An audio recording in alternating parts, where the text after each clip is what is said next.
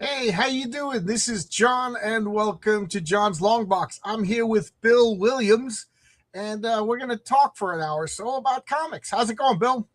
It's going well. I was stuck in traffic up until about 20 minutes ago, so I'm still decompressing and letting the heat roll off of me from Texas. Oh, it's hot there now.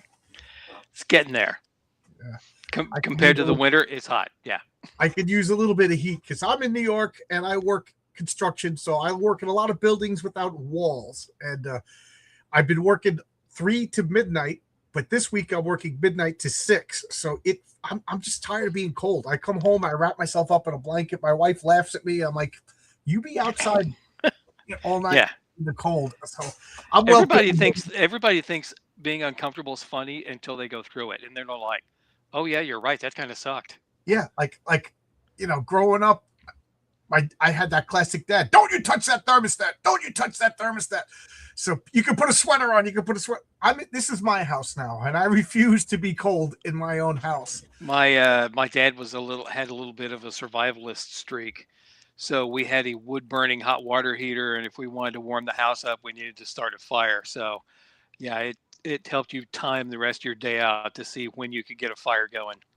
Yeah, we had believe it or not, we had a coal burning stove in the basement of my house. We had a boiler, but then he built a coal burning stove as a secondary heat source. So luckily my room at that point was in the basement. So at that point, by the time I was like 15, 16 years old, I was like, I'm dying of the heat down here. Yeah, And I would let it die out. And that was worse because yeah, that yeah. was like, Because it takes a while to get started. I always yeah, just felt like I was camping. So, yeah. And but I'll never forget my grandmother lived into her 90s. Always, she never went senile because you can't technically go senile when you are crazy your entire life. well, She would there's not really something good to measure it against. right. The She baseline's a she little would sit different. in a rocking chair and knit with her feet up against the coal, and her slippers caught on fire. That's a pretty good hot foot. And I'll never forget because there was a glass on this thing, and it was so cool because it looked like you were looking into like hell or the surface of Venus or anything. You'd see all, it was just cool to look at. It's mesmerizing, and I would look at it, but it then for forever it had these two footprint rubber birthmarks on it. I like how your first instinct is describe it as hell. It's like, oh, Yeah. probably. I'm not sure that the fires ever go out there, but what do I know? Maybe I'll find out someday. So how you doing, Bill? It's been a while since I've spoken to you. So I just recently realized that I'm old. And I realized that because I'm inking Stephen Cummings on Punchline 18, and it's a 31-page issue that I wrote and lettered. And I thought I'd be able to knock out the inks, and that's not the case at all. I'm good for 3 or 4 pages a week, and I've still got 9 or 10 pages left, and I'm a bit behind schedule. So it's taken me a while, but I've changed my approach from seeing how fast I can get things done, and I've started doing the hey Marcus, and I'm trying to see how well I can get things done. So doing things better always takes longer. So it's a I, great looking batch of pages, but it's taken me forever. I realized I was old. First off, when my beard turned gray, but second off, at work when they put up that vinyl caution tape, Yeah. and it legit keeps me away. I don't want to bend over it, and I don't want to step over it. So I'm like, It I sounds guess like I'm like, somebody with a roll of caution tape could box you in somewhere. yeah. I'm like, oh man, I I'm got to bend, trapped. bend low, or I got to step over. Either way, like a velvet You rope. could go full mime. I can't get on the other side of the tape. But Wow. I'm I'm ridiculously busy. I'm crowdfunding a book about how to make comics right now, and there's kind of a race going on. I'm trying to finish Punchline 18, and we finally put enough together to start talking about the giant size Punchline 1 book. And you've got a great looking story in there, and it's a lot of fun. So I'm looking forward to unleash this on the world. It's all penciled and it's partially inked and colored. So this will be moving at the speed of me and Matt, which hopefully towards the end of the summer we'll be able to get it out and crowdfund it. But it's an interesting book, and it came together. The last chapter came in a few days ago, and I was like, okay, it's finally, we have enough content. We're ready to unleash it on the world. Cool. Yeah. So I don't know which one you want to talk about first. What do you want to talk about Well, first? let me post something into the chat for you so that you can see the lineup. So what I did was I thought about how most of us that work in indie comics, we've got our own. Wow, they just took all the formatting off of it.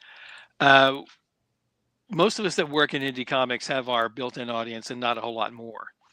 So I thought, what's a good way for us to bring together a bunch of indie people and maybe boost our own audiences a little bit? So in this case, I sent emails out to a lot of people to say, hey, do you want to work on this project? Here's the high concept. Here's what we're going to be doing. It's going to be fun. And everybody that I talked to agreed. It was like, oh, I thought I'd have somebody, bail. And I did have, out of the 8 people that agreed to work on the book, I had 5 people come through. And you were at the top of the list. I mean, you got stuff done in a hurry. I know that we batted our story back and forth a few times, but it turned out really well. And Renzo's art looks great, and it came together really well. But Matthew and I are doing a 10-page story where Versima and Mel fight sea monsters. There's your story that's in there. Chad Townsend has a story in there called The Demon Child of Dunwich. Black Phantom and Mel go and fight with a possessed demon child, and that's a pretty fun story.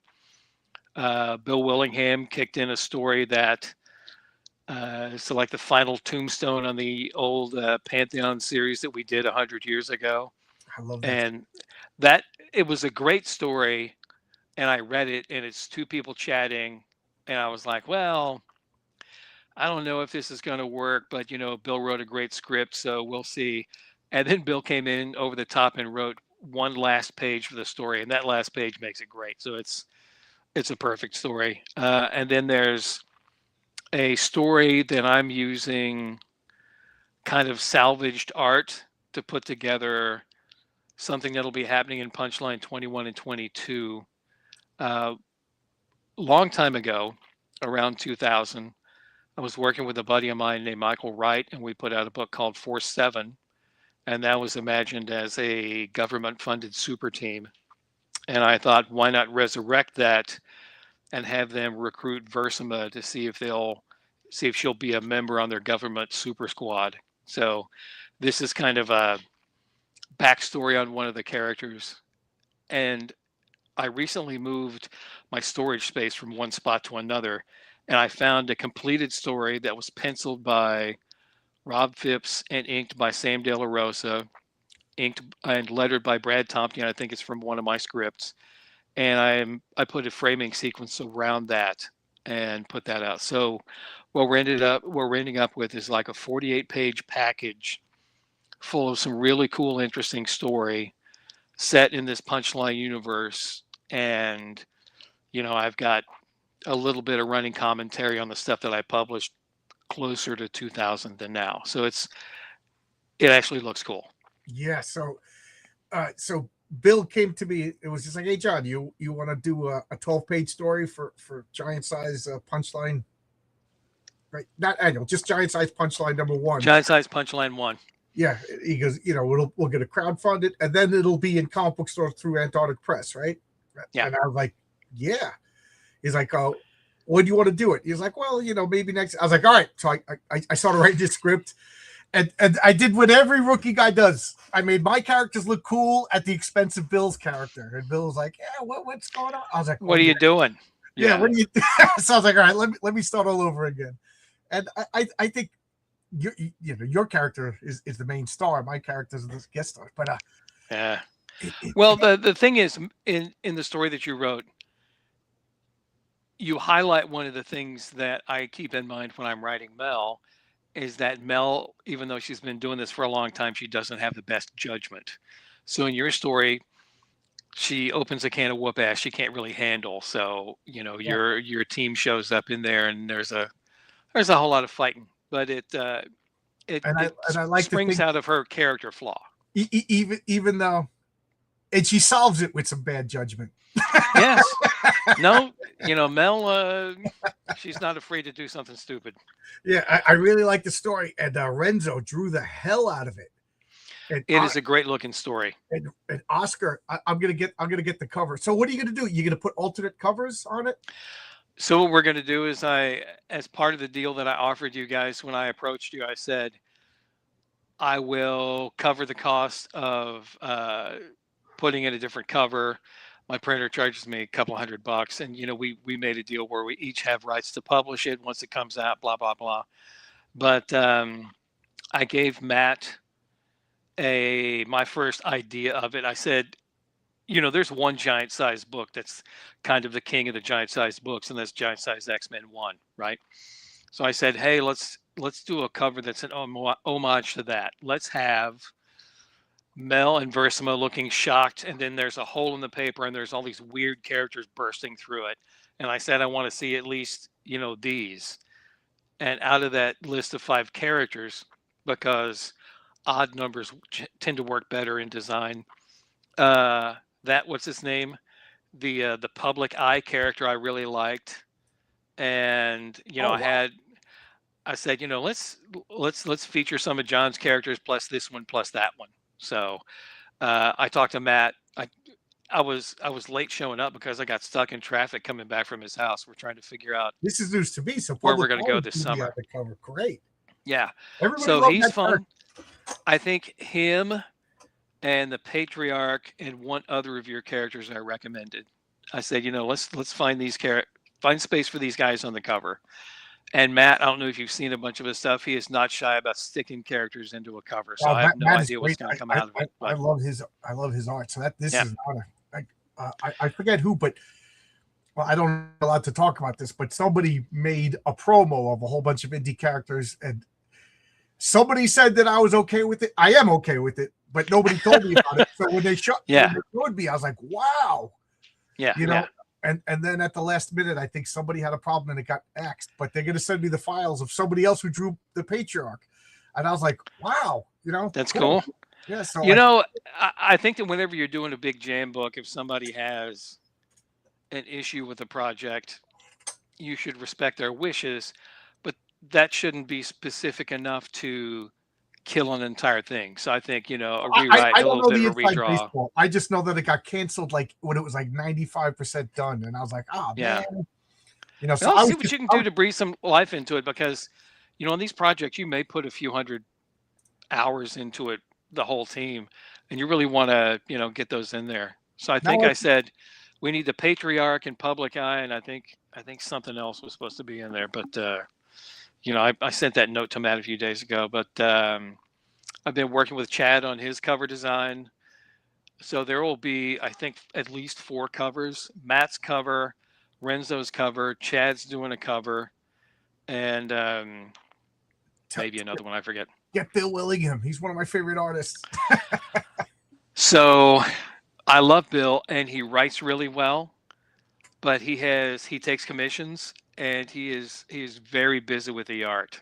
So, if we decide to do this again, and some of the people couldn't fit their projects into the schedule, so I'm thinking about doing this again at some point. Let's see how the first one goes. But I'm a big fan of the giant size books. We're doing this as kind of a throwback, and it'll be 48 pages, and it'll have a bunch of covers, and it should be a lot of fun. So when you told me about it, I remember saying to you, since this is like a giant size and it's a crossover, I was like, can I do like the old Justice League style covers? They're all facing each other and they have not your readers aren't familiar with my character. Nobody's familiar with my character. No. I'm not going to flatter myself yet. So I was like, can I do a list with the roll call? So this is the cover that I love this. You sort of need a legend, and I think at some point I sent you some of the old, like the Justice League books in between like 60 and 90. I sent you some of those covers with the floating Murphy Anderson heads. So yeah, it's definitely a throwback. Oh, I know who else I said, "Hey Matt, here's the characters I'd like to see on the cover." I said, "I'd like to see the Patriarch, Public Eye, and King Fu." I knew it So, was King Fu. Everybody loves King Fu. well, Everybody, it's entertaining because it's basically a parallel Earth Elvis story. So yeah, right? who doesn't like that? Well, it's great because since you brought him up, we're rushing. We're trying to. Me and Renzo and Oscar are trying to see how fast we can do a comic. So, Bill, you're going to be getting scripts pretty soon. Okay. We're going to try to get a King Fu Christmas special in people's hands by this Christmas. Script is already written. I think Renzo's 4 or 5 pages into it. You know, Oscar is he was coloring the Patriarch. We said let's do this first. Yeah. And I'm probably going to send you a page or two at a time to letter it because this is, you know. So I'm trying to do more lettering because I can do lettering relatively easily, but the inking is killing me. The Oh, the the, the pages look great, but have you seen that book, Comics the Magazine? yeah, yeah. You sent me a link to it. I want to check that out. Yeah, it is a really entertaining pro comics magazine, and it's something that the industry and the world of comics I think has been missing since Comic Scene and Wizard and the Comics Buyer's Guide all folded their print divisions, and it's a really good book, and they have a great deal on classifieds. Because I'm trying to do more work as a letterer, I have a classified running in a couple of upcoming issues. So I may be getting hip deep in lettering work. Oh, So nice. if you're going to send it, give me some time to work on it. I've got a lot of clients, but I could always use more. So Okay, there you go. Yeah. So well, so this is I'm so excited, and you gave me a good compliment whether you realized it or not because you were like John, you were very professional about this. You got it done. yes, Yeah, so that made me feel good. a lot of people. Okay, comics are a commercial art form, right? I guess most art is commercial, but there are people that have a small c and a very capital A. I know I've worked with people that couldn't work if they weren't in the mood. you know as in, what puts me in the mood? Bills to pay. Right. At some point you have to be able to knock this stuff out and send it on to the next person, because this is a team sport. You really shouldn't spend your time holding back the rest of the team. Hey, kitty cat. Tiny Panther appeared. Yeah. She Well, has no I don't concept of know. what television is. I have a full-time job. I'm a construction worker. So when I come home, writing comic book stories is fun. And I've been doing it for years for nobody, just for myself. Yeah. You know what I mean? So when you told me, as soon as I got an idea, I just was like in a frenzy. I wrote it. That's just the way I am, Yeah. But Well, I think that's the important thing about this kind of project, where if you're going to do a jam book, and you should be familiar with each other's characters and try to do something that puts them all in a good light. yeah, well, Punchline is one of my favorite new comics that come out now. Anyway, so this was just it's fun to be in it. You're on my team. You do my lettering and stuff like that. I consider you one of the Avengers. That's like call. And then Bill Willingham is one of my legendary. I got to thank you for helping him to get on my channel. So I was like, I'm going to be in a comic book with Bill Willingham. Yeah. This was a no brainer. And then there was a lot of pressure. Like people are going to read Bill Willingham's story, and then they're going to read mine. You know what I mean? It's like eating a steak dinner, and then you're getting to get some pixie sticks. So I was like, I got to up it. I got to make it a good story. So, I got to make sure this is a really good sugar rush. Right. And the hardest part was getting it 12 pages. Yes. That was the hard part. Once you master writing short, you can master just about any kind of writing, because, if you can write a great 8-page story, you can write a really good 24-page story, because you find a way to condense and pack all those elements into something that's going to work for you. Yeah, that was hard. I don't know how many times I'm like, I can't put the scene in. I got to change this. I'm spending too much time doing this. You do end up cutting out some things that you would like to keep, but every page of a comic book costs money. It costs time. Right. It costs your time. You're paying Renzo. You're paying me. You're paying Oscar. And, everybody in there's got to take part of their day and do that work. So I like to think that you're getting the best and the most important stuff on there. Yeah, absolutely. Like, my comics, I just write until the story's over. Yeah. So like I have 2 stories in Heroic Tales. So I just write a story's over. I want it to be 40 pages. Okay, that gives me roughly this. And then anything that's left over, I fill in with like funny ads and the leftover. So Yeah. like, but now I'm starting to become aware, like, it's kind of self-indulgent. Like, do I need this? Because this is how much it costs per page. Like, I got that broken down now. Yeah. You know, So one of the things that I did was I tried to take a technique that artists use and convert it to a writer's tool. So I will, if you're starting out at the pencil stage, you rough things in, and then you do your fine detail, and then off it goes. So when I'm writing a script, I'll write a 1 paragraph description of what happens in the story, and then I will write page 1 through page 20, and next to each page I will figure out what needs to happen on that page for me to be able to hit all my milestones, and then I go back into that document and drop in a list of panels, usually 1 through 5, and I've already got an outline. I already know what needs to happen on that page, so I can write the script to that, so I don't just go on some long pointless story and get to the end of the script and go, oh shit, I got 3 pages left, what have I done? I try to build in something that helps me pace it out better. I care because you're a great writer too. I've been reading your stuff since. It's kind of you. Yeah, Pantheon. You wrote some Pantheon. You wrote a comic called Heroic Tales too. Somebody was just like, this guy Bill William, and I was like, Bill William. So I Close. And then there was a rumor that you bribed me. I was like, no, Bill. I didn't. Nobody bribed. Bill was just like, yeah, take the title. Go ahead. It's from the Golden Age anyway. I stole it from the Golden Age. I used it for a while and then I stopped. I don't feel like I've got a huge claim on it. So so no, nobody bribed anybody. Nobody bribed anybody. If anything, Bill taught me how to. I wish there'd been a bribe. I wish I could afford to bribe someone. There you go. But that's the thing about comics. You taught me a little bit about go ahead. About a pre-press, about cover dress. You know what I mean? Yeah. So the fact that I ripped off your comic book's title was one of the better happy accidents ever.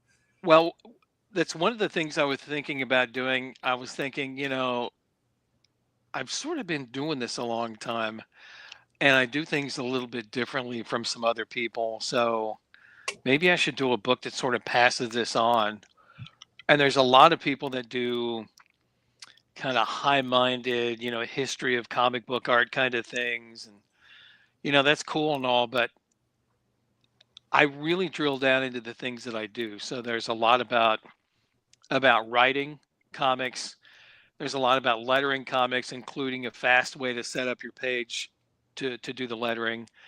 And then I probably should add one more page about inking, but we'll see. That the way the book is structured, it's not like a novel where you have a set amount of text and it flows across the entire document. It's broken out into, here's 1 page on this, here's 2 pages on that, so that when you open the page, you've got another spread talking about a different task in the world of comics creation. So, I need to get a few more pages in there. It's going to run 24 pages. And, if it does well, we'll do another one, which will be called Page 1, Panel 2. Cool. First off, I want to say hello, Matt. Matt asked me to write him a story. I don't want to give away any details, but I just thought of the ultimate ending for it. So I'm going to throw out what I started and restart again, but I'm happy to do it because it'll be better. Well, sometimes, much like, you're sculpting and you're cutting away everything that doesn't look like an elephant. Right. In the world of comics, when you're making a story, you start out with a bunch of ideas, and when you finally type the end, that's when you realize you have a better ending. So you have to go back and rework it. So, comics, in my opinion, aren't really finished until they go to the printer. Right. But also at the same time, there's a time to stop tooling around and just like, okay, what is the expression? Don't let perfect get in the way of the good. The perfect shouldn't be the enemy of the good, right? More or less. Yeah. I could be guilty of that, Yeah. But so you are, this is an active crowdfund right now on Kickstarter. Yeah. Okay, and this is Bill. This is you opening up your brain and saying, "Here's my wisdom, ladies and gentlemen. This is my Yeah. experience. Partake." And there's a $5 digital version, and then there's a print version that you have to get shipped to you, but it's not that expensive. I would hope that there's something for everybody in there. Yeah, among other things, I break down what does a publisher do? What does an editor do? Um, what does an inker do? What's everybody's responsibility? And sort of at the core of it is project management. There's also, I talk about the Stone and Parker but therefore process of breaking a story that's pretty entertaining. It relates to cause and effect, and there's a great little video if you go type in, Parker, Stone, but therefore, you'll see them talking about the way that they break stories on South Park. And it's really, like I said, it's really cause and effect, and it really helps you figure out kind of the call and response dynamic that works when you have characters that want different things pushing each other different ways. So cool. It's funny because I'm nobody. I got two comics out. They were successful campaigns. They didn't change my life or anything like that, but they were two successful campaigns. They were successful enough for me to start a third campaign. And I'm getting a lot of email about people like, how do you do a crowdfund? When should I start? Yes. And now I'm going to direct them towards this because I want to help people, but I almost feel like I should just make like a frequently asked questions or whatever. But now I'll, just this book has some of that in there that'll cover some of that. I think there's a double page spread that covers crowdfunding start to finish. There's also a page there on how to deal with doing conventions. See that that's the next step. Yeah. So it's handy. I think the bottom part of the page about conventions is the social aspect of it, as in be nice to people, smile, don't just sit there and draw, don't make your guests talk to the top of your head. This is what you've worked for. You should try to enjoy it. No. I've seen that in crowdfunding, you sit in your basement, you make fun of other people that are more successful, and you don't go to conventions. And then when other people go to conventions, you take clips of them having a good time and you mock them. That's what I heard. Well, that's what some people do. That's not the right thing to do. The online world is much different than the real world. Most people are not on Twitter. Most people, there's slightly more people on Facebook, but Facebook is so big and so fragmented, it's hard to find anything worth tuning into unless you follow, the right specific people. So, the story of the modern world is that it's kind of like that Springsteen song, 57 channels and nothing on. It's hard to find content that fits with you. So one of the things I'm trying to do is help people shortcut the bad ideas they may be bumping into, because when you go into these things kind of not knowing any better, you may make a bunch of assumptions that are going to come out wrong. I was totally wrong about Matt. We set up at a show, the Pop Culture Show in Spring, Texas, a couple of weekends ago, and I finally decided I'm going to follow Matt's lead and make some prints because Matt sells a ton of prints. They're reasonably priced. He makes pretty good cash out of it. And while people are flipping through the prints, it's nice to have a chat with. It's the kind of thing that somebody can just come and pick up and cherish, but they don't have to read. So I was like, okay, you've talked me into it. I think I'm going to make some prints for the next time we do a show. Yeah, I collaborated with I think his name is Andrew Rodriguez. He did Blue Shift for Ripa and Mark Coleman. So we made our three speedster characters. We were making a print. So I remember that. Yes. Yeah. You lettered it. Yeah. So I think Andrew's going to print up a bunch of them. So I was like, whatever you print, I'll pay more. Sign them, mail them to Vaughn. Vaughn will sign them, mail them to me. I'll sign them. And then when I go to conventions, I'll have something to give away. One of the things that you can do on some projects is to have somebody buy in on the print run. So I did the pop culture show. I did a special convention variant for that show, and it was a really shiny, cool foil book with the logo on the front and the back, and that got me some. It demonstrated to the guy that put on the show that I was serious, so he moved me to a better table.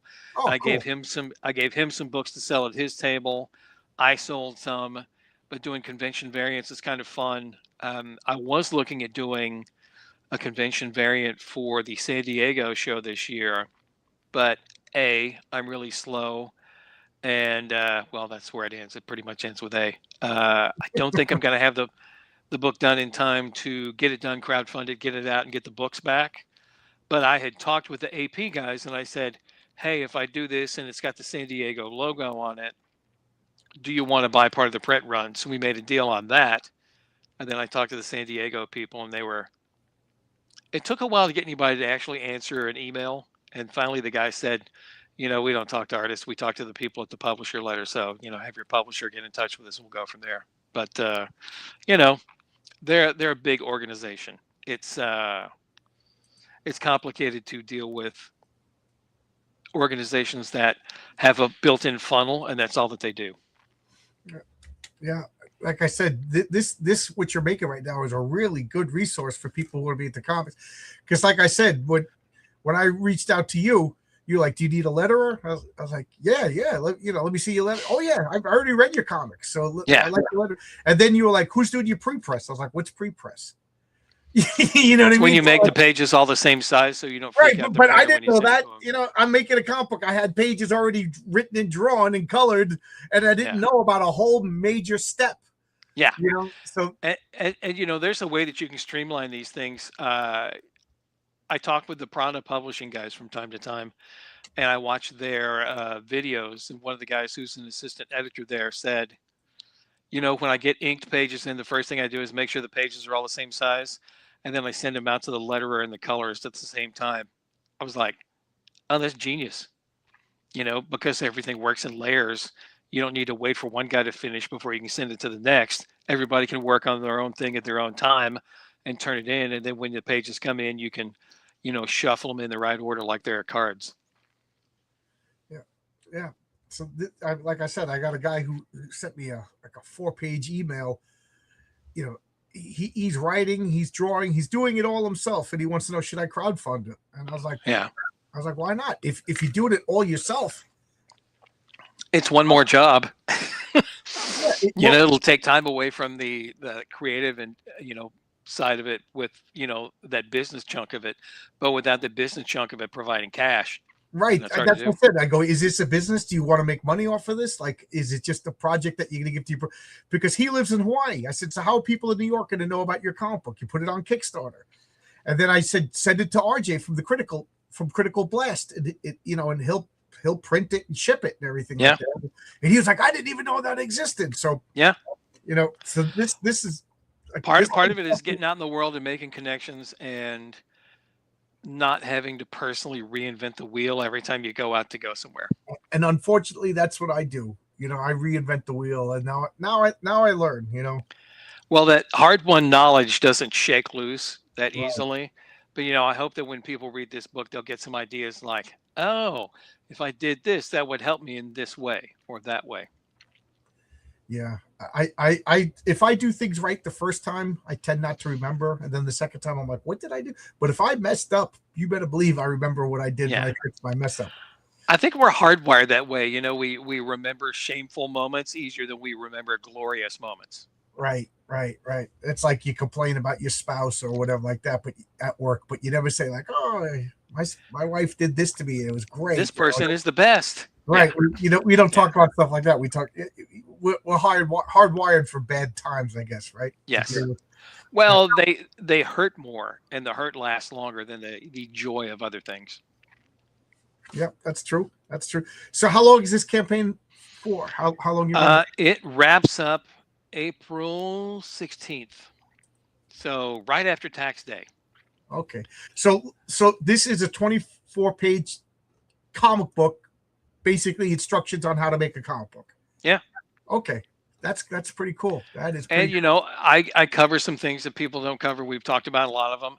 I actually talk about what a publisher does, because if you're the penciler, you may want to see, why you may butt heads with a publisher depending on the size of the organization you're working with. Right. I talk about great thumbnails and how pencilers can kind of use some of the layouts from the masters to, do better storytelling. I try to cover every aspect of it. The only thing that gets short shrift is, hey Jim, the only thing that gets short shrift for me is coloring, because for me that's kind of witchcraft. I still don't understand it after all this time. Yeah, it's funny because I was like, before I met Oscar and Daniel, who are my colorists, I was just like, I could color this myself. And the little tiny bit that I tried, thank God I destroyed those files, because Yes. It's a skill. It's a profession. It's a skill, And I think it takes a few years to get good, and then it takes another few years to get fast. Yeah. And there's actually a chunk in the book about this, and I draw the comparison between John Byrne and Mike Mignola. At one point, 70s, 80s, they both broke big in the world of comics, and Byrne could draw 2 monthly books as long as they were 17 pages, and he was just drawing machine. And Mignola could draw Hellboy, and they were done when they were done. And I think that as a creator, you have to realize your limitations and figure out, in terms of scheduling, how you want to try to manage your output. I mean, do you want to, if you're John Byrne, you can bang out gorgeous pages all day long. That's one thing. But if it takes a level of focus for you to get the art that makes you happy, maybe you need to schedule and do a series of mini series to do that. I like that for the Absolute Martian Manhunter. Whenever they get to the end of a story arc and they need a break, they just take a couple of months off. It's like, that's awesome. Yeah. You got to know yourself. Whenever I'm working with an artist, I'm like, when do you think you could do, like I'm working with one guy, Ron. He was just like, I'm working a business. I got 5 kids, Yeah. If I don't want to do it because I'm just going to hold you up. I was like, listen, I'm giving you a story that's not going to come out for a couple of years. Yeah. And he was like, all right, that I'll do. Yeah.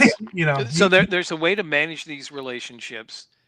And I think as long as everybody puts their cards on the table going in, if somebody says, I can do 2 pages a week, so you're not going to get your book, next month. But if you write something for me that is essentially timeless, or sort of timeless, that can be fit into continuity with a few lettering balloons, then that's a good fit for everybody involved.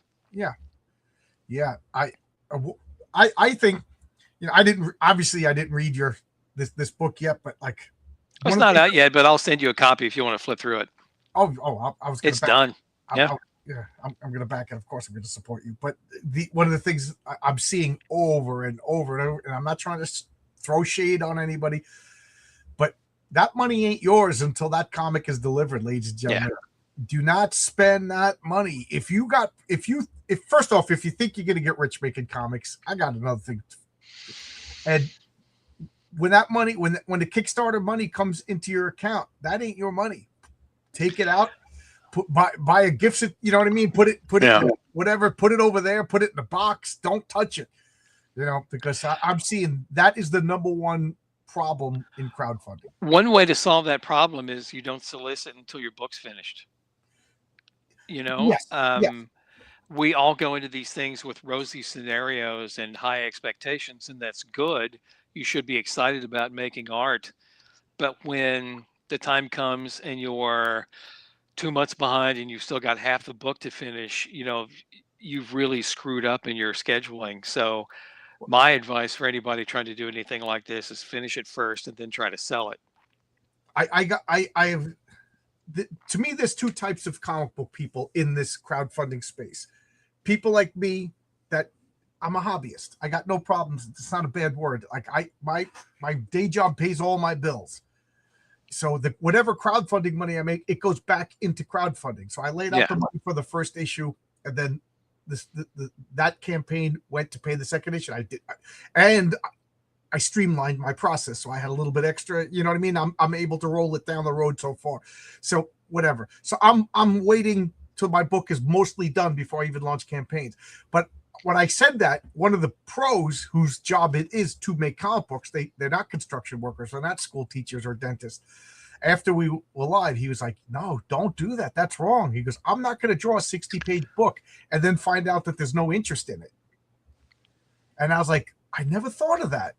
You know what I mean? So like, so they'll do like 5 pages and then do a Kickstarter, and if it doesn't hit the goal that they want, they're done and they move on and they start another but I was like, I'm making the book that I want to make. And if, by the time I'm crowdfunding, if that's certainly a way to go. And, that's a valid approach, and it keeps you from raising money for a project that's never going to see the light of day. Right. Like some of these guys, like I'm it's not this person, but I'm just making for like Graham Nolan. He's a full-time comic book artist.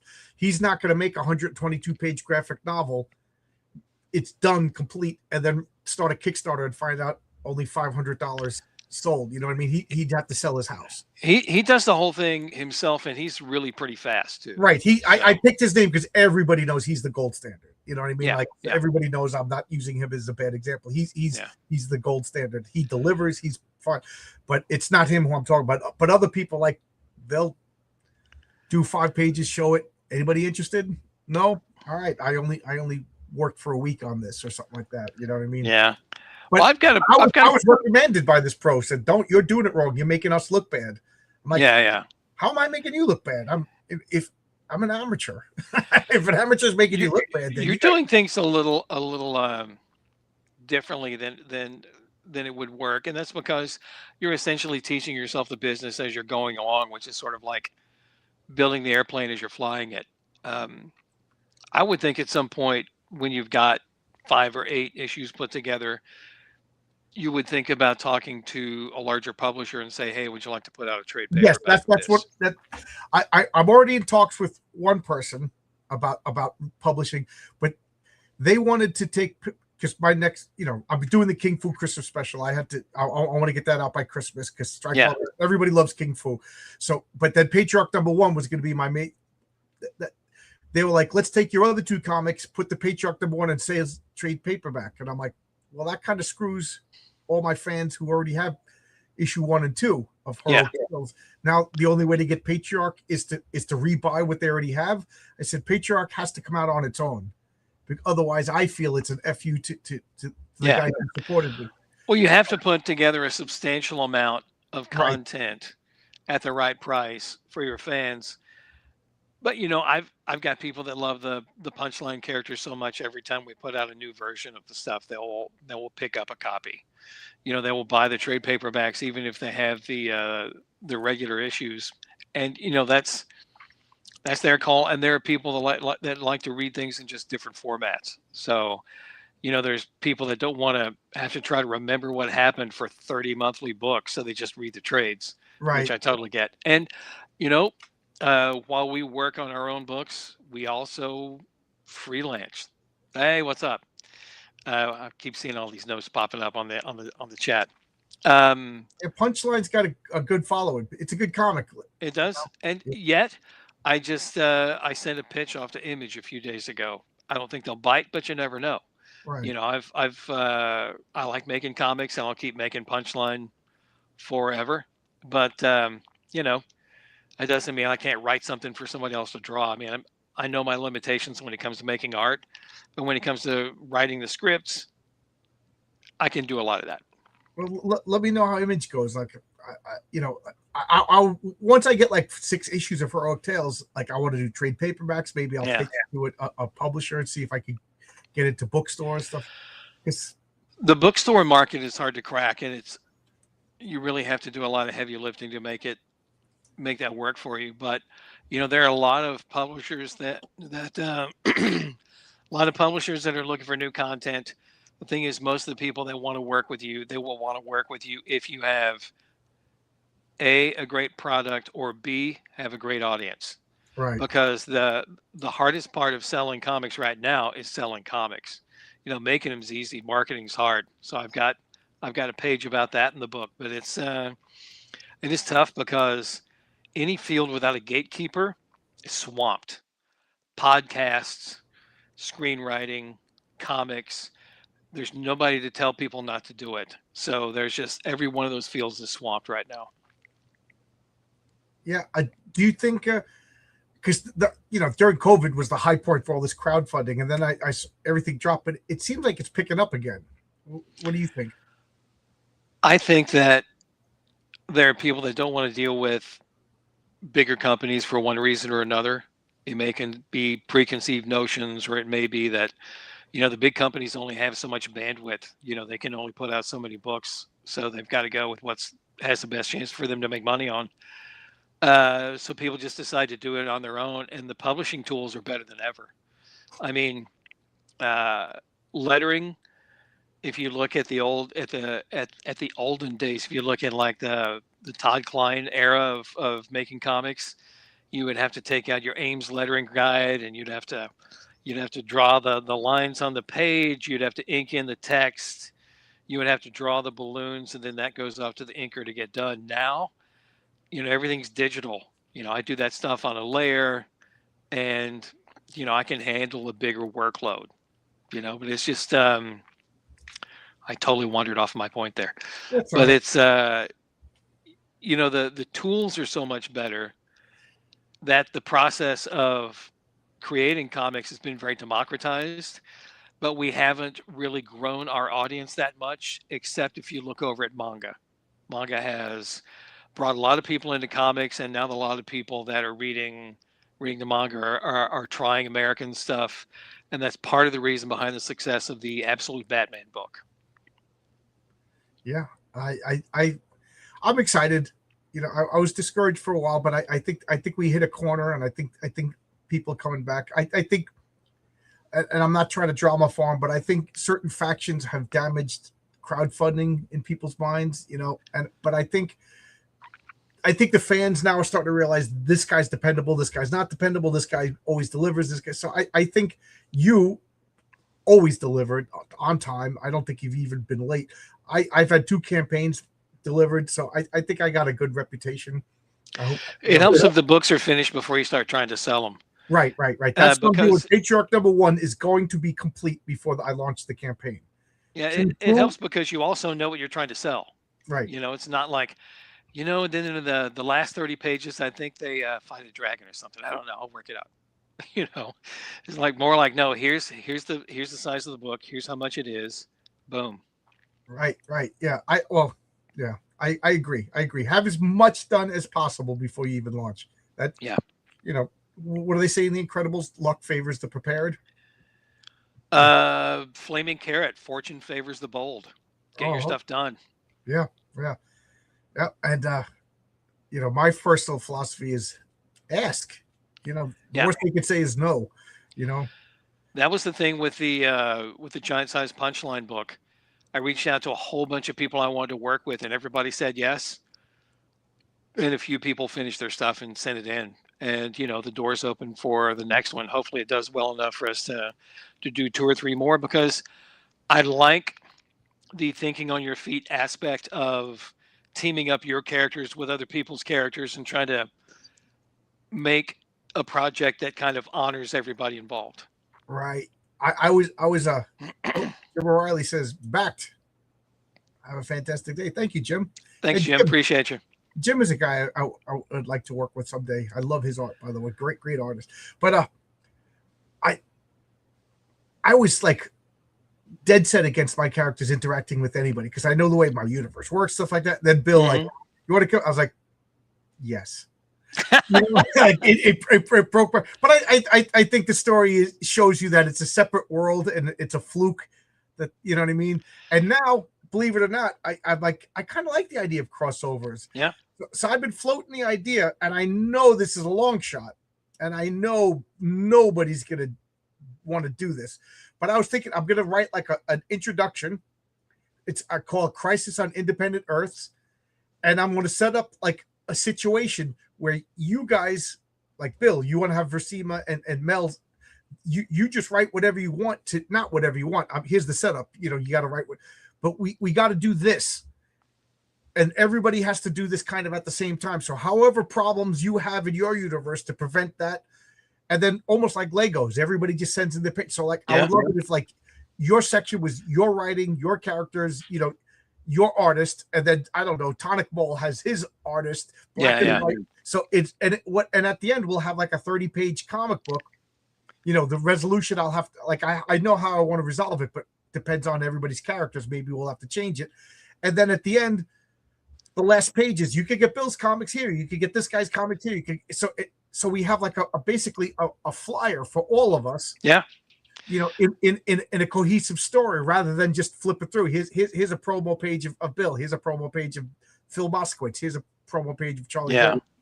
So DC did something like that a few years ago, the DC Challenge.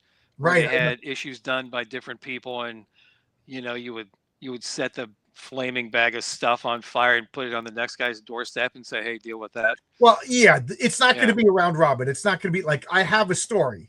So whatever. It helps if you have an arc and give us all like 3-5 pages, whatever, and we can figure out how to get from point A to point B on our own. Right. But it has to work within the story. Otherwise it, you know, like there's going to be a threat that affects all universes at once. Yeah.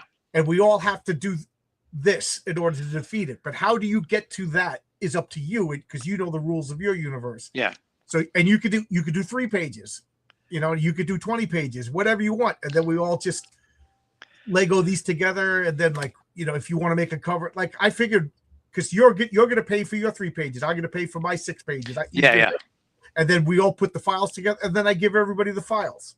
I like the concept of everybody covers their own production cost, but then at the end of it, we all have a project that we can distribute or sell, you know, within certain guidelines, because you know, it helps us create big comics with small budgets, and it helps us share each other's work. Right. So you could put your cover on it, I could put my cover on it, you know what I mean, and then, you know, sell them at conventions or put them as add-ons to whatever crowdfunding you do, things like that. The nice thing about this is I was talking with Chad about his book, and you know, he makes cool comics that nobody sees.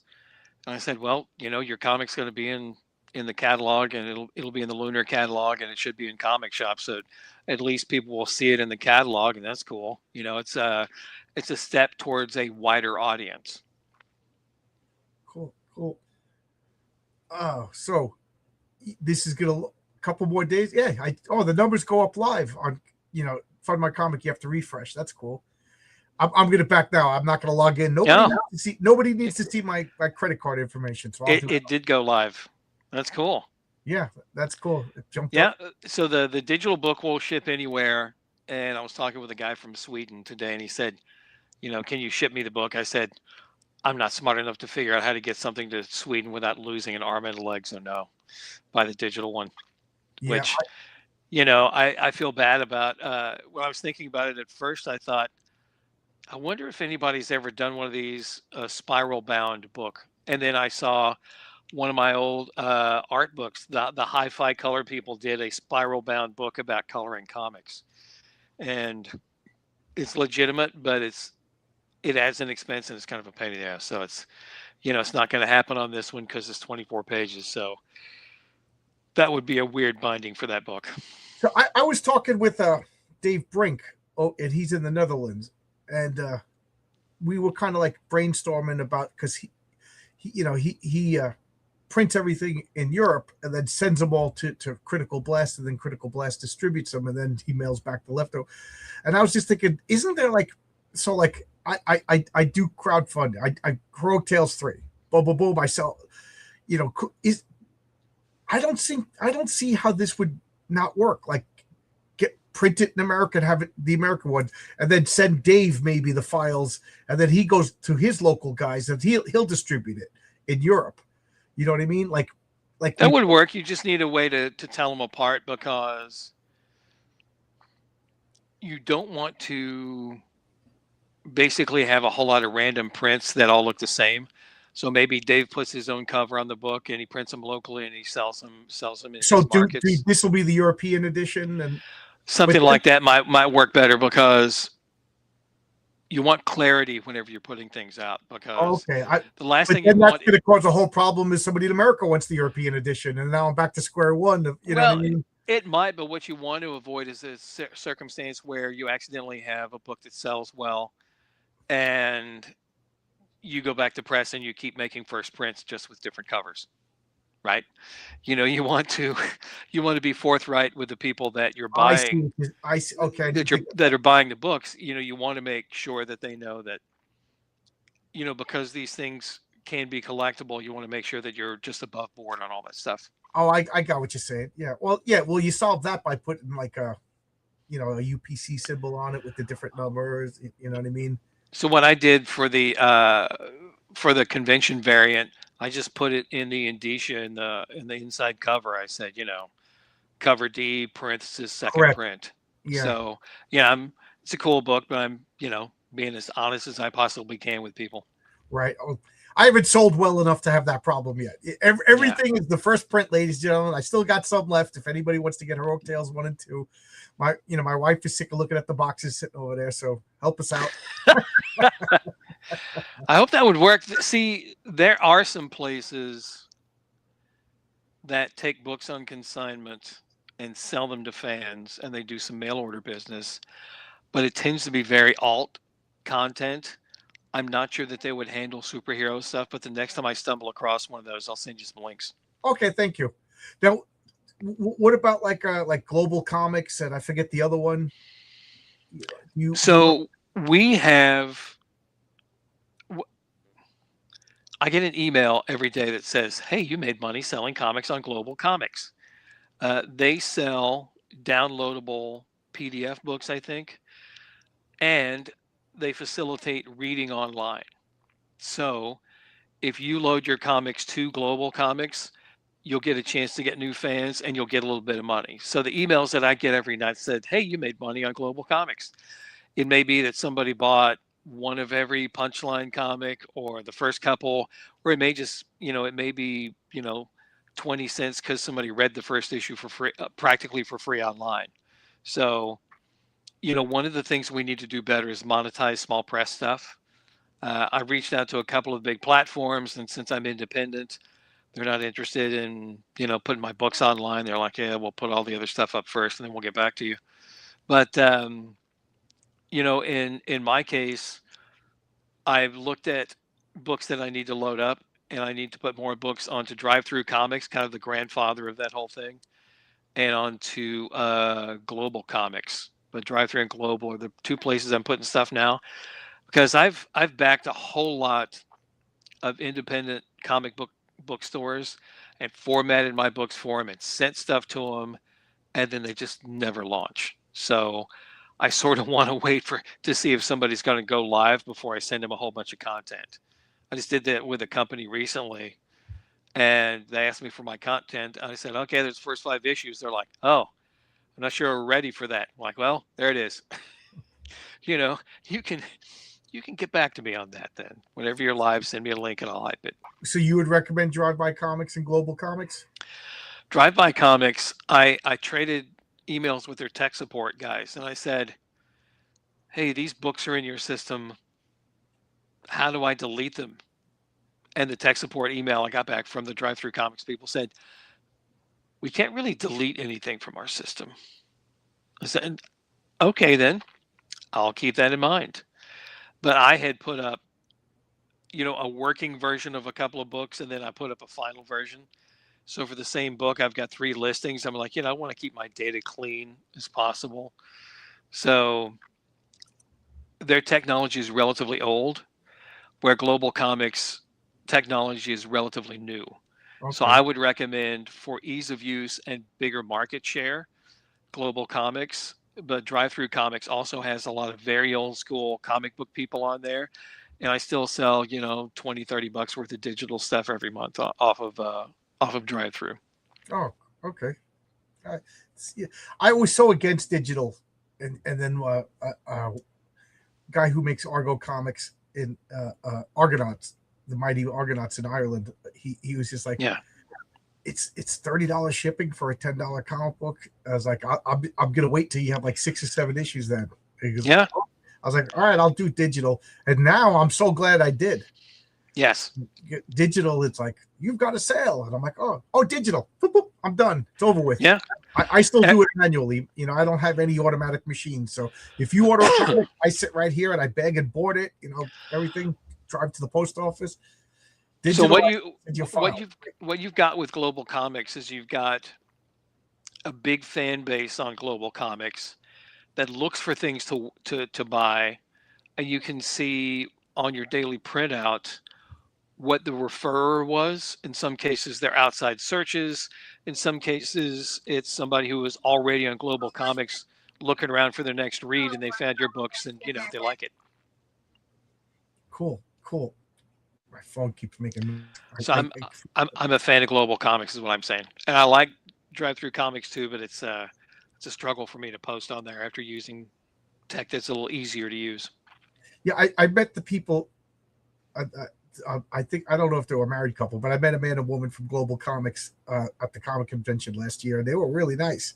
Yeah, but they were looking for Irene from Fiendish. You know what I mean? Like, oh, she should be here any minute. Like, okay, I'll talk to you but I'm really waiting for her. yeah. Well, it's nice to make small talk and have nice little conversations with folks. I mean, that's one of my favorite things to do at shows. Go around and talk with people. You know me, I'll talk to anybody. Jeez, all the guys at work are like talking.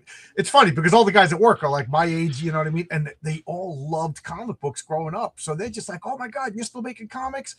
And one of the guys I work with, he's not pitching ideas, but he's like, would this be a good superhero name? And I'm like, you are good. You got good names, man. So yeah.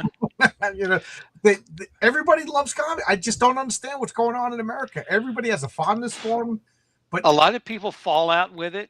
A lot of people, when they transition from teenager to older teenager, they discover the opposite sex and decide to go out and spend their money on, pizza and cocktails. It's just was I supposed to get cocktails for these women? That's okay. That's what I did wrong. That helps. I'm a lot funnier after 2 drinks, but when you get to a certain age, especially with as expensive as comics are now, you got to think, do I really want to? You gotta really figure out, how much I want those comics, because these things are $20 a piece for the trade paperbacks, or 25. So it's a challenge.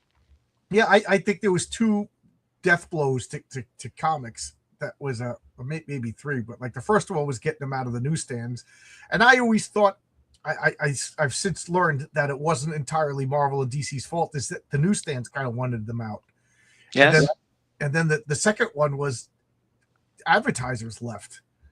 The Fun Factory and Grit and all of that, Twinkies and bicycle ads, BB gun ads.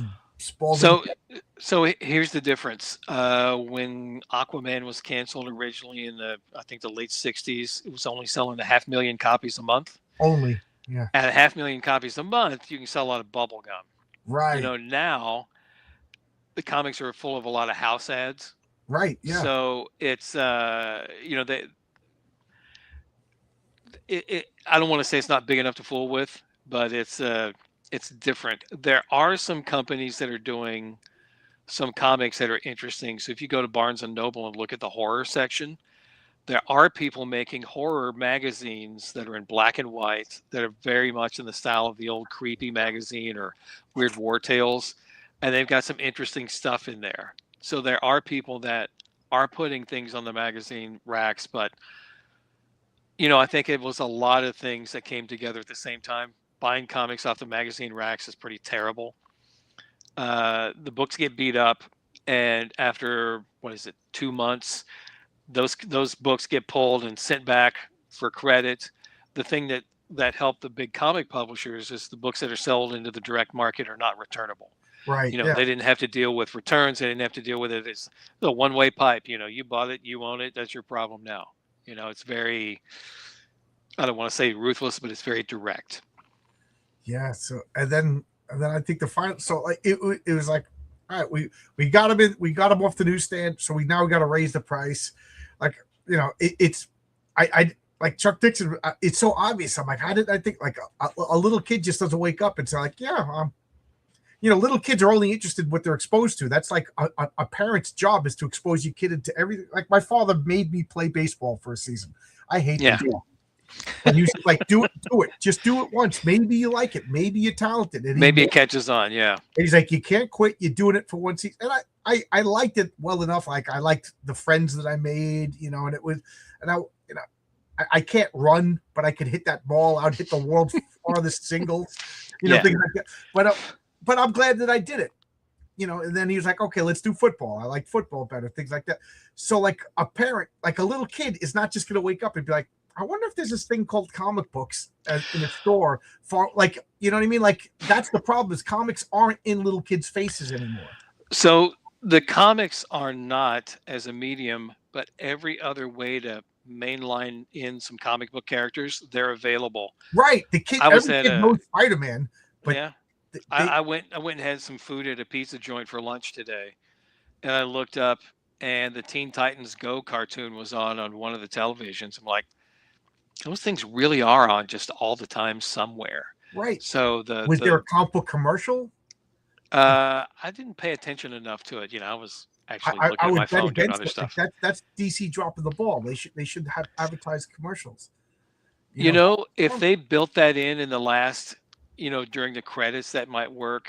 But, if you're taking time out for your own commercials for your own stuff, you may piss off the networks that are carrying that stuff. It's like, it's cool that you are putting commercials in the thing that we're buying from you, but we're going to put an ad for pimple cream over the top of that. Hope you don't mind. I mean, you have to be careful when you change how you do things to not step on toes. I mean, one of the things that I would prefer to do with this giant size book is put QR codes to drive people to online comics or online stores or something to help out everybody involved. That's exactly what I'm talking about with my Crisis on Independent Earths. Like the last page, you'd be like, hey, Bill Williams, if you like that, here's a QR code. Scan this and it'll take you to your store or website or whatever. The problem is, if you do that, there are retailers who will throw those books out once they find them because they don't want you to use their store to steal their customers. I got your point. So, yeah. So it's a delicate balance because I was thinking of everybody in ours that does crowdfunding. Like you, Warren Coleman, or Nick Phoenix with Screecher. Like we're not in stores yet, so this would just and maybe now that you made me think of it, we could do a retail friendly one that doesn't have that kind of stuff. You could do one with the info stripped out, but you can for the giant size Punchline book. We will probably have some way to contact people in there, like, maybe a list of our Twitter handles or Facebook handles in case people want to follow us in our work. That's a more benign thing to do than just to have the point and click and steal the retailer's customer out from under them process that QR codes do. So, it's complicated. Well, because everybody really protects their rice bowl. That's what I'm saying. Right. But you are doing a crowdfund and so could you have like an edition with it and without it? Probably. Yeah. The thing is, at the printer level, you would have basically a retail variant version of the book. Right. So the smart thing to do would be a crowdfunded variant and then a retail variant. You send the retail variant out to the direct market so that you're not, just you're not just farming those customers right from the retailers. I got you. I never see that's the kind of stuff I don't know. That's yeah. Oh, that's a big thing. Recently, I think DC put out a reprint of an issue of Adventure Comics. An early one was Supergirl, and it had a QR code, and it was sold at a huge discount. And when the retailer saw the QR codes, many of those they threw them in the dumpster. It was like, I'm not going to help you steal my customers. So, and you can't blame them because these guys have got their life wrapped up in their store, and they've been doing that for 20 years. And these stores are squeaking by. Yeah. It's complicated, and there's some weird things happening with the actuarial table. I was born in 1964, the last year of the baby boom, and all of those old bastards are dying at a pretty good clip. So there is actually a steady stream of really cool vintage comics coming into the market as people that, don't need them anymore pass on or sell their stuff or give it to I've their been saying kids or that for whatever. years. Is watch as like Pop dies, Yeah, and grandson doesn't care about sensation comics. You know what I mean? true. They just want the money, and I think there's going to be an influx of some really good comics. We haven't seen anything huge come out of it, like no more Amazing Fantasy 15s, no more Superman 1s.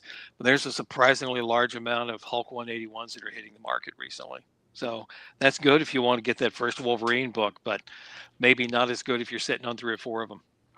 Yeah, well, I'm pretty anti-speculator myself. Well, people look at it like it's an investment, like Pokemon cards or baseball cards or anything else. And as long as people love that stuff, that'll be true. Yeah. Well, I'm working the night shift now, so I gotta have some dinner and then get cleaned up and go to work. We'll bring up your campaign one more time. We're good. There you go. Anything you want to say? Anything we need to talk about before we go? It was a real pleasure working with you because when you were sending me stories, I was very politely shredding them, and you kept coming back with better ideas.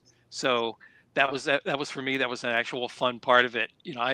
I've done some editorial work before, and I think that we all came together and worked really hard to get some really cool stories for this giant size punchline book.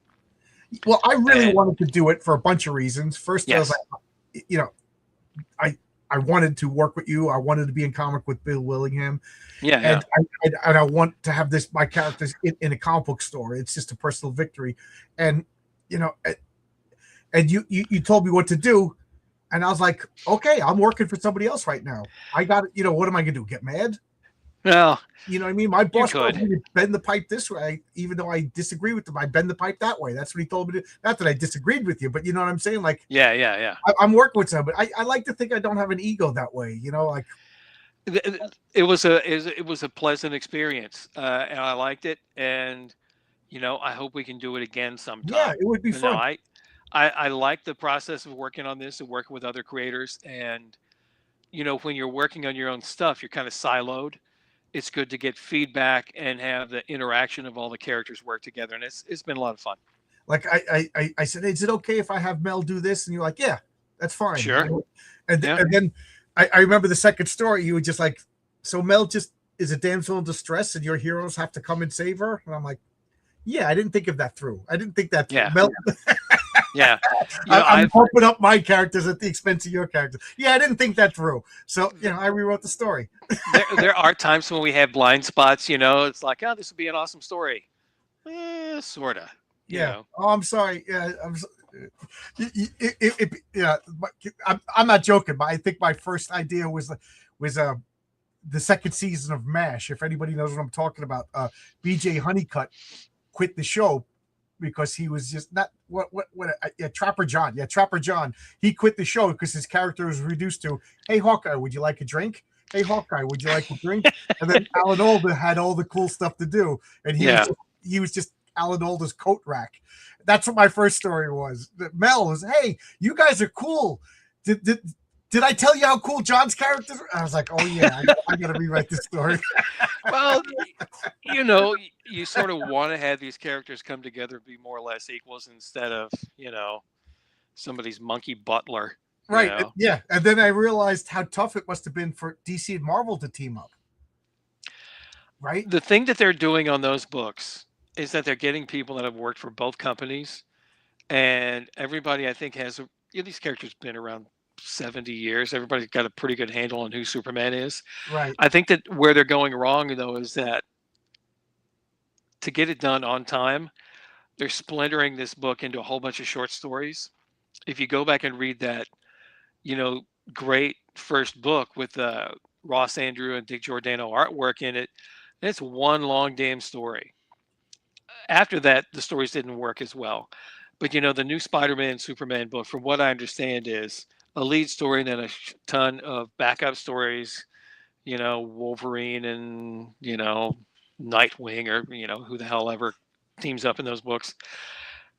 But you don't get I don't think you get the full ride that you should get, where you can get, like, it would be great to get a whole 40-page story of just Superman and Spider-Man having an awesome adventure, rather than, "Now let's wrap it up. We ran out of space. We got to Yeah. make room for Robin and Spider Boy to have an adventure." But it's cool. It's one of those things where I'm glad the companies are not fighting with each other as obviously anymore. Well, I think they both realized it's time to shit all get off the pot. It's like Well, comics are. both of those companies are kind of in the doldrums right now, Right. but DC's less in there because Scott Snyder's Absolute Batman book, it was a long time in coming, and it's been really successful. Not to plug them again, but the Comics the Magazine guys have a feature story about the Absolute Batman book, and it's great. Yeah, I want to check out that issue. It's in the like I could order it and get a physical copy of Comics the Magazine. They printed 100,000 copies, and they were in comic shops. My advice would be to go to your comic shop and say, "I want to Okay. subscribe to this book." Yeah, I'll go this week and pick up a copy. I have a classified ad showing up in, I think, issues 4 and 5. Yeah, I want to check it out. It's a cool book. It is a lot like the old Wizard magazine. There are great features in there, and it's just very positive and pro comics. There are some price guide aspects to it that are kind of cool, but it's not the reason to buy the book. The reason is to find out that Absolute Batman was in the works for like 3 years, I think, before it hit stands. Okay. It was just a really long development time, and they're pretty smart about that. They've done, I think, issue 2 is a Battle Beast one, and issue 3 is a Turtles book, but they have in-depth interviews and lots of fun stuff in them. Yeah. All right. Well, I like I said, I got to get ready. I got to be at work, and I don't want to make you late. yeah, I got it. Yeah, this week and then next week I'm back to a normal schedule. Well, So, cool. have a normal, Thanks for having me on. It's nice to talk Hey, comics. Yeah, it's fun. So check that out. Page 1, panel 1. It's everything you need to know about making comics. I'm gonna back it right now before I finish my dinner. All right. Oh, we'll be fine. Back in any time. All right. See you. Thanks, John. Bye-bye. Adios.